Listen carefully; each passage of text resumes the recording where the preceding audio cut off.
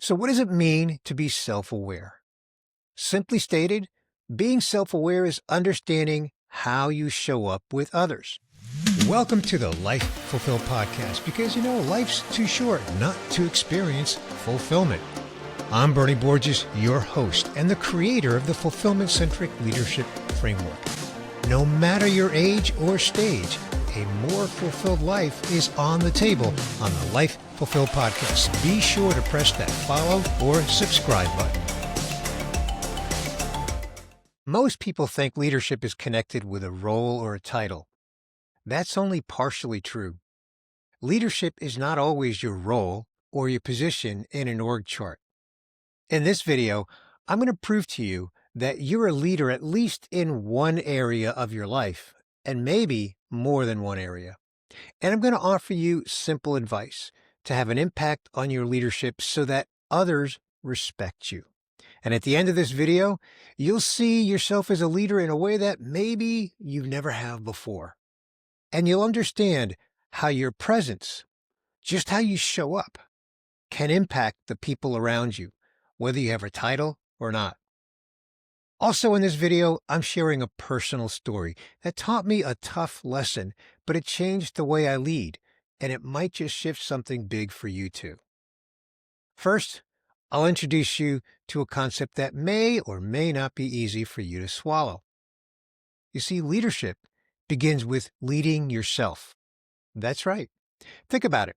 If you struggle leading yourself, how can you expect others to follow you?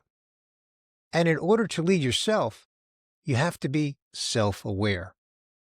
On a recent episode, I shared a stat from Harvard that says that only 15% of all people are sufficiently self-aware.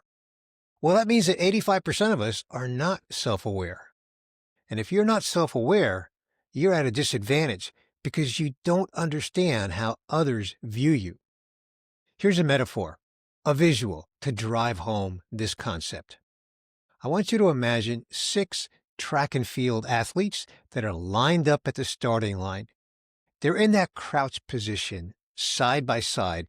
They're preparing and waiting for the audible sound and then to take off and start running the race. But one of these 6 racers is dressed differently than the other racers. This racer is wearing bulky winter apparel from head to toe.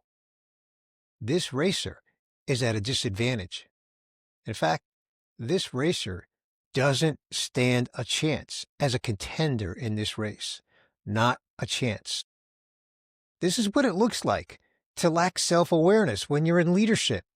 When you don't understand how you show up, your people either don't trust you, or they don't respect you, or they don't follow your guidance. Sure, they may go through the motions, but they really don't mean it. When you lack self-awareness, you are at a disadvantage from the get-go, like that racer dressed in that bulky winter apparel. So what does it mean to be self-aware? Simply stated, being self-aware is understanding how you show up with others. I'm going to give you an example, and this example is personal and a little painful of a story to tell, but it's a true story, and I'm willing to share it because it's an experience that I had many years ago, and I learned a really valuable lesson. Early in my career, I worked as an individual contributor, and I was one of about 20 salespeople at a tech company. One day, one of my peers, who was a fellow salesperson, called me stuffed shirt. Now, he said it spontaneously, and it turned out that our peers thought it was both funny and also true. Now, fortunately, they weren't being hostile or mean or anything like that, because I had already socialized with my peers many times, and they didn't think of me as a stuffed shirt in a social setting. But at work, they said that I'm strictly business, and therefore they labeled me a stuffed shirt. Now remember, I was an individual contributor, not a leader of people. So you might be wondering, well, how is this connected to leadership? Remember that only 15% of us are self-aware. Well, apparently, I was not self aware that I was perceived as a stuffed shirt at work. So even though I was no one else's boss in that chapter of my career, this lack of self awareness impacted my influence. Eventually, I figured out why I was perceived as a stuffed shirt. And that self awareness gave me the ability to change my behavior. And eventually, I lost the stuffed shirt stigma. Is employee turnover quietly draining your bottom line? I've been there. I learned the hard way that the cost of replacing just one employee can be as high as 2 times their annual salary, especially in leadership or technical roles. And if your turnover rate is above your industry's average, the financial impact is even worse. That's why we created the Employee Engagement Fund ROI Calculator. It's free, and in about 1 minute, by answering just a few questions, you'll get a clear view of what turnover is really costing your business and how much you could save by investing in employee engagement and retention strategies. You'll also get a free cheat sheet with turnover benchmarks by industry and replacement cost multipliers by job level to validate your numbers and know where you stand among your competitors. The ROI calculator is available at fulfilledatworkacademy.com, and it's linked up in the show notes for this episode. If you want to build a strong case for investing in culture, engagement, and retention, this is where you start. Besides, you really should know the cost of turnover in your business and how you can improve profit when you improve employee engagement. Try the Employee Engagement Fund ROI Calculator today. Now, this was a valuable lesson for the simple reason that I became self-aware of the importance of self-awareness. I know that sounds a little meta, but that's what happened. Now, this leads me to the real definition of leadership, and it boils down to one word, and that word is influence. I actually just said it a moment ago in the story that I just shared. You see, wherever you show up in life, at work, at home, in the community, in social settings, you have the potential to have influence. And to the extent that you are an influence on someone or a group of people, that is leadership. There are many ways that you can influence others. You might influence someone's mood. You might influence someone's motivation.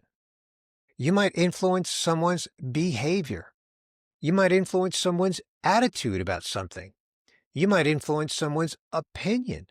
You might influence someone's skills or performance. There are many ways that you can be an influence, and in each case, it is a form of leadership. Your influence doesn't have to be associated with your role or a title. It's simply your influence, and influence alone, that exudes leadership. When you influence, you're leading.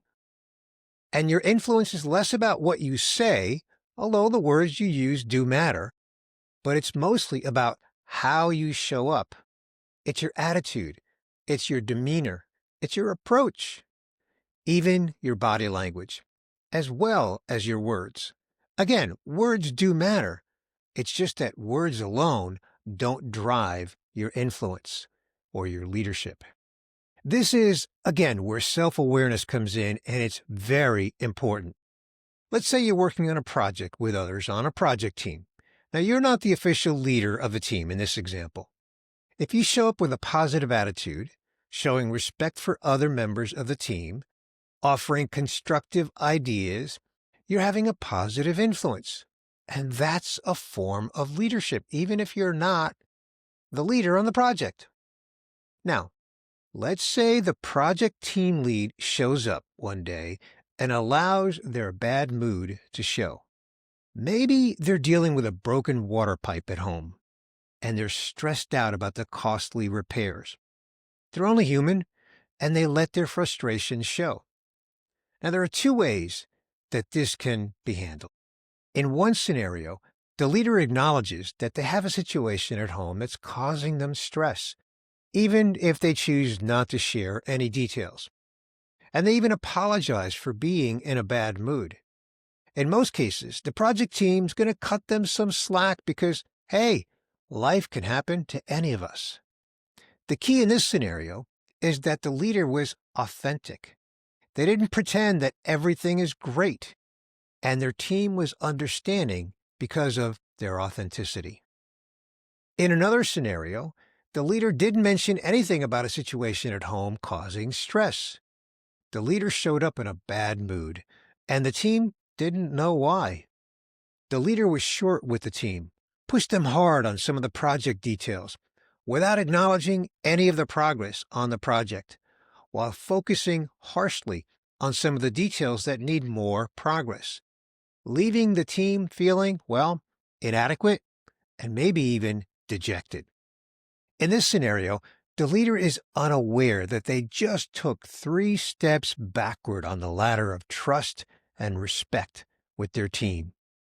Their lack of self-awareness significantly damaged their relationship with the team. You can see the difference in these two scenarios. Same circumstance, a broken water pipe at home, costly repairs, stress, anxiety. But in the first scenario, the leader's self-awareness gave the team a reason to show compassion and maintain respect.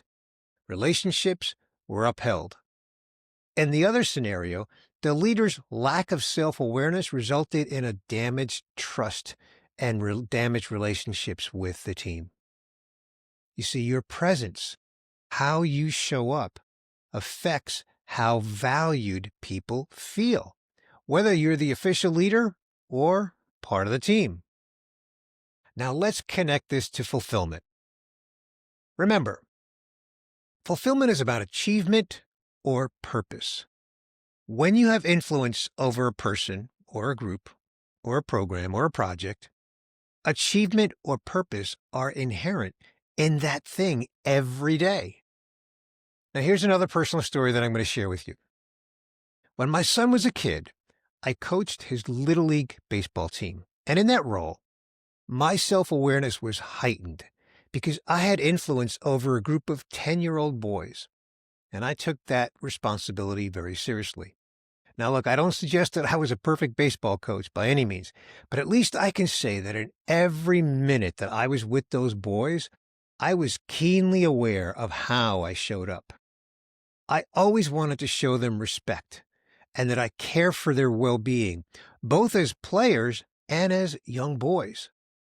I wanted to be a model for them of positive influence. I was also self-aware of how I interacted with their parents, as well as how I interacted with the other team's players and their coaches, and also the umpires. I can honestly say that being a Little League coach, which is a total volunteer role, we're talking, there's no paycheck. You don't get paid for being a volunteer Little League coach. But that experience helped me be a more effective leader in other roles because my self-awareness meter was heightened significantly. So my question for you is this. Do you show up in situations of influence, whether at work or outside of work, with a heightened sense of self-awareness? Remember, Harvard's study says that only 15% of us are sufficiently self-aware. For most of us, we need to consciously work at being self-aware. This is why, when I deliver my fulfillment-centric leadership training program, the first step in the training is a self-awareness exercise. It's not a lecture. It's an experience that requires answering specific questions to heighten self-awareness. By the way, you can learn more about my fulfillment-centric leadership training at my website, which is linked up below. Now, earlier I said that leadership begins with leading yourself. By now, you understand that this means being self-aware about how you show up. Do you give people a reason to label you a stuffed shirt? I don't mean that literally, but whatever label they may give you because of how you show up. Or do you give people a reason to respect you because of the way that you make them feel? Leadership is not in your title. Leadership is in your influence. And if this video is a positive influence on you, please subscribe to my channel and tap the like button so that others can discover it. I want to grow this channel, and you can help by subscribing.